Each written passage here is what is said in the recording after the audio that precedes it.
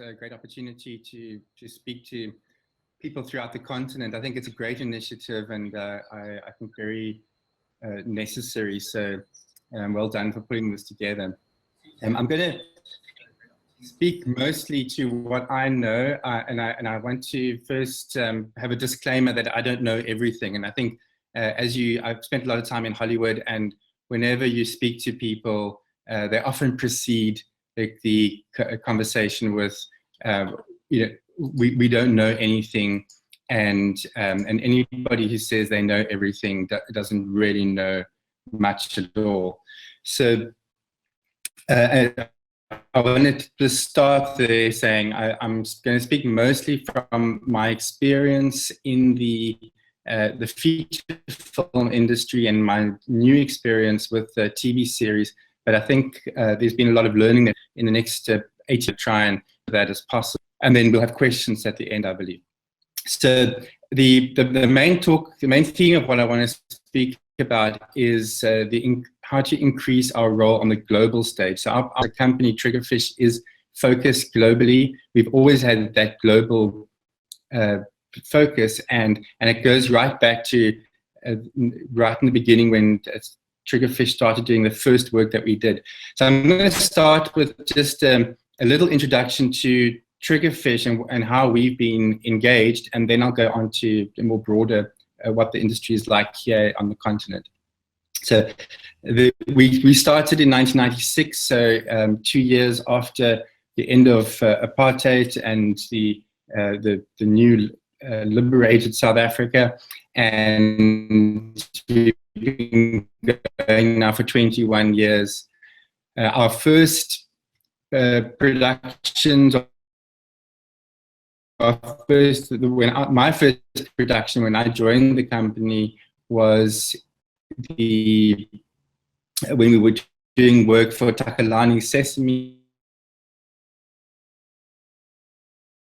and we tried to get inspiration from the things that we saw around us that were quite unique to our area. Animation using plastic bag chickens and wire chameleons and things like that. It went down really well. It went down well in South Africa, and it went down extremely well in America as well. And in the end, we ended up doing about 8 seasons of Sesame Street for the US domestic, the international versions, and that became our bread and butter. So we did about 10 years of just working on Sesame Street. What was interesting about that collaboration was that the New York-based Sesame Workshop would send us the curriculum goals for the preschool for the children, and then we would come up with the storyboards, and they would really work closely with us to get those storyboards to work. And doing stuff for preschool is actually quite challenging because we've always had a goal at Triggerfish to make stuff work for parents as well. There shouldn't be anything that the parents don't smile at as well. So we always had to try and make it work on all levels. Then in 2009, we went into CG animation. The first stuff was all stop frame, so we had cameras and lights in the first stuff, but that went through a really rough patch, and we ended up having to change the whole company to be a CG animation. And then Sendebo actually joined us on the beginning of Zambezia and some of the other works that we did. We did some small, short 15-minute, 20-minute, 30-minute animations, CG animations, and then Zambezia was our first 85-minute feature film, and then after that we did another 85-minute feature film called Kumba, and that was released in 2013. Straight after that, we realized we didn't have another script ready for another feature, so we ended up doing some service work for a company called Magic Light, who did some work for BBC One, and Stickman was the first one that we did of that, and that was a huge success, and it was awarded the top prize at the Annecy International Film Festival as the best TV production of that year in 2016. And then the following year, we did Roald Dahl's Revolting Rhymes, was 50 minutes of animation. Some of it was done in Germany, but we did the most of it, and that was also received the best TV production in Annecy 2017. We're currently working on another one for BBC and Magic Light, and that's work that we do for BBC, which has been terrific. Then we've got another feature film that we been writing for about 4 or 5 years, and we've just got the funding in place now, so we should be starting on that quite soon. That's a 90-minute feature film. We hope to start as soon as the paperwork gets done. So that's in a nutshell what we've done over the last 21 years. And I think there's been it's been really successful. The journey has been hard. There's been times for years where we had no money at all, and we've had a lot of ups and downs. But for the most part, we're very happy with the way things have turned out. So there's really categories of where we could go. The one is feature films, which is the one I'm most familiar with, and that's what I'm going to speak to probably the most in the next quarter of an hour. And then there's TV series, which is something we've just started doing. TV series, web series, it's the idea, the difference between a feature film and a TV series is that a feature is a once-off, supposed to be the most important. A TV series is a world that you've created that can have 100 episodes that exist. So basically, you should never have a TV series with one strong plot. A TV series is a world. You're creating a world, and that's a really big distinction. Because it changes the way that you approach the storytelling. Games and VR, there's a massive opportunity for that. The games work that we do at the moment is mostly servicing, but there is definitely, that is the fastest growing sector of the entertainment industry. The difficulty with games is that we compete with these, the games we work on are sometimes $200 million games that we will do a small portion of, but the odds of us raising $200 million to make our own game is very, very low at this stage. So the service model for that is still the best for us, although you can do much cheaper games and that you can produce yourself. And then VR, virtual reality, augmented reality, I think that's something that we shouldn't ignore. It's a really powerful new way of telling stories and interacting with the client, with the audience. Other seeds, of course, is the architectural walkthroughs,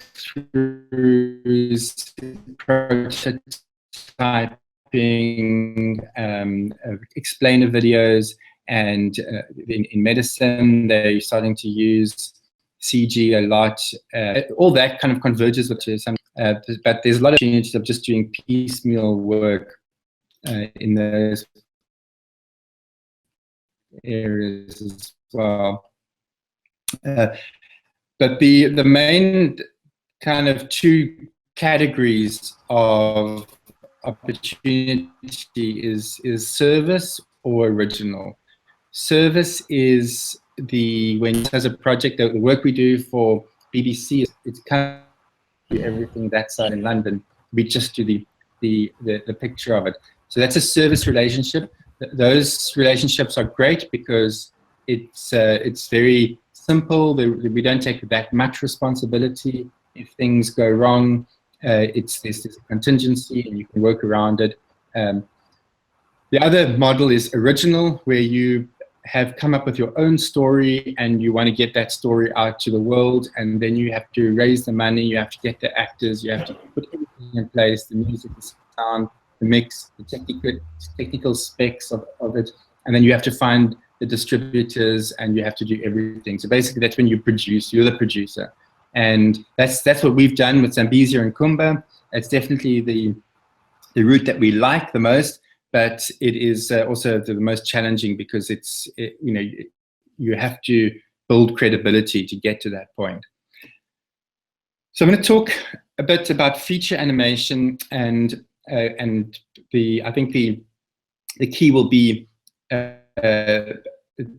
this is stuff that there is lots of other ways of doing it, and I'm just going to go through what our experience has been in the workplace, in the marketplace. So Zambezia has done really well. It was released around the world, 26 different languages, lots of different versions of the way it was marketed and dubbed. And Kumba also did very well and appeared globally in all over the world. As far as the success goes, we're right up there in terms of South Africa's most successful films, and I believe it might be Africa's most successful films. Zambezia's second, Kumba is fourth, and you can see how animation is a fantastic opportunity to tell stories, because it really does stand out, and it can be dubbed into different languages for different cultures. Globally, we've sold 9 million tickets for our 2 movies over the last 4-5 years, and it's our biggest territory being China, where we sold about 1.5 million tickets over the 2 movies. As a bit of why global is so important is I'm hoping you can see this graph. The way this is split up is the income that we've received from different countries around the world. This is for both movies. And if you can see the graph, you can see that the US, Canada is still the biggest territory by far. The United Kingdom next, Benelux, which is Belgium, Netherlands, and Luxembourg.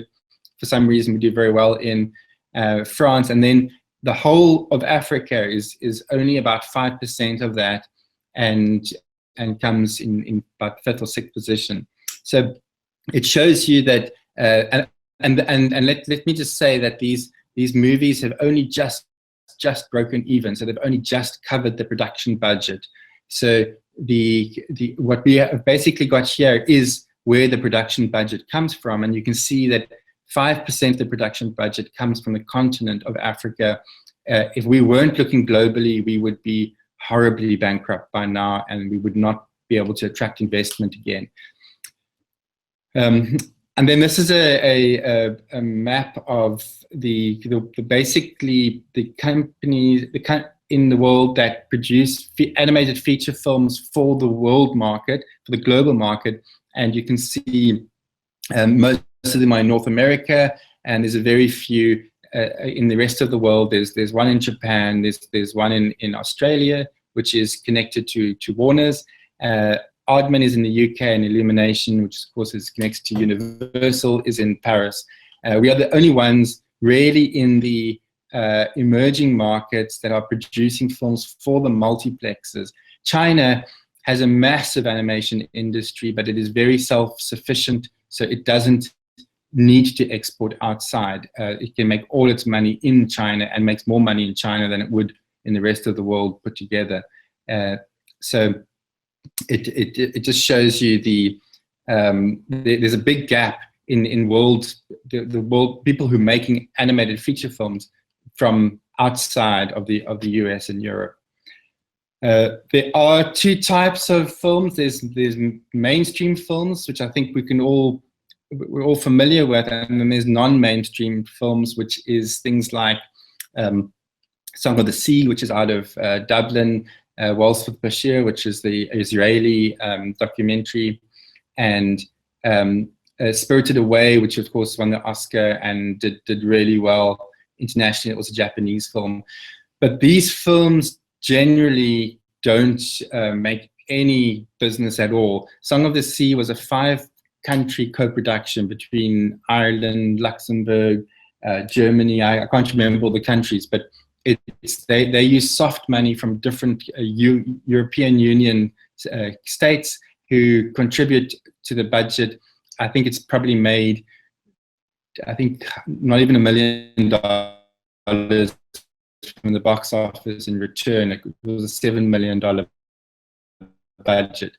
And I'm not sure about the others, but I think Walsworth this year made $6 million. Probably cost a great deal more. No, in fact, you can look at these movies, don't films funded. They're not funded by the market. Spirited Away, outside of Japan, made very little. Zambezia beat it and Kumba beat it. But in Japan, it made $220 million. So it doesn't need the rest of the world. That's how strong the Japanese market is. But we don't have that market here. The multiplexes is really what we're aiming for as a company, and that means these big cinemas that show 6 or 7 movies at a time, and that's where we want to do. And we've been doing in South Africa to stimulate the industry, and how we could hopefully see more of that happening across the continent. In South Africa, 15 years ago, I started Animation South Africa. That still runs today, and that lobbies governments to try and help and engage more and more with the industry and provide money and funding. The International Animation Festival, those things are really important. Animation Exchange is a simple thing where we get people to go to visits to universities to watch animation. You just get enthusiasts, and you just build an audience and a community around animation. The African Animation Network is a new thing, and they're working with Discop to get people to pitch into the market. Animate Africa is something we're running now, which is also about helping other organizations get going. And then the Story Lab is something I'll just talk briefly about if I've got time. And it's something we launched, which I think was really successful, and I'm really encouraging more of these kinds of initiatives. The Story Lab was something we came up with when we realized we needed to open up as a production company to find new talent with new ideas. And so we went to Disney and we asked them for some assistance and mentoring, and we went to our local government to get some funding, and we put some money in ourselves, and we ended up going on doing this big launch, and we ended up getting 1,400 applicants from around the continent, 35 different countries, and we came up with, we chose 4 TV series and 4 feature films to continue development on. And we took all the winners went over to Los Angeles, and Disney gave us a 2-week immersion, and Disney have since then been mentoring us with developing the TV series in particular.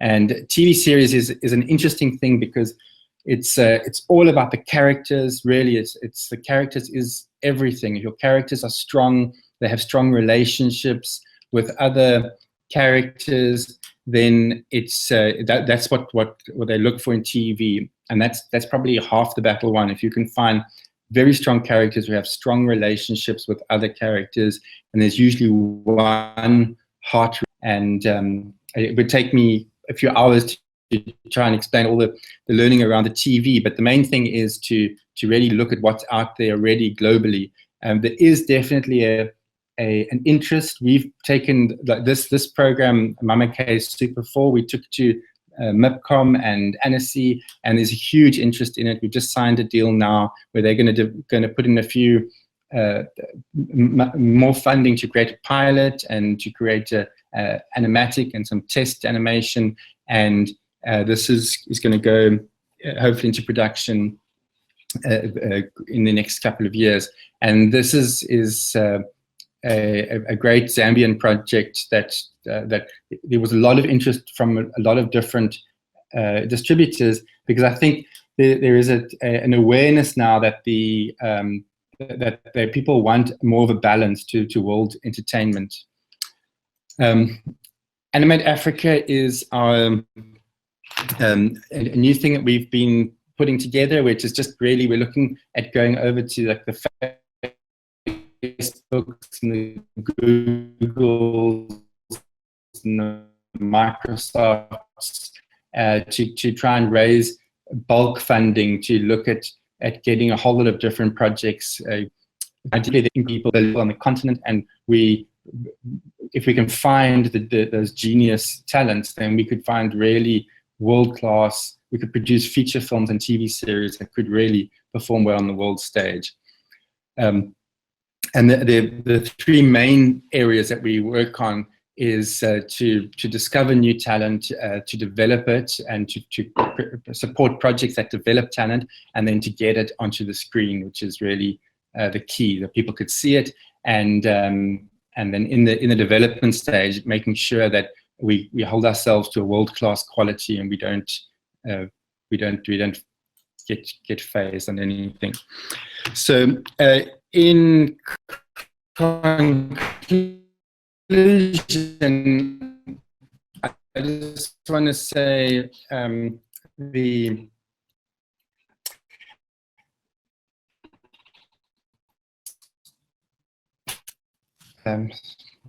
I'm going to put me back. But yeah, in conclusion, some content from a different part of the world that's not the US, it's not Europe. And I think that we've seen the distributors going, what else have you got? And there's a really nice story going on. I think the world's in a bit of a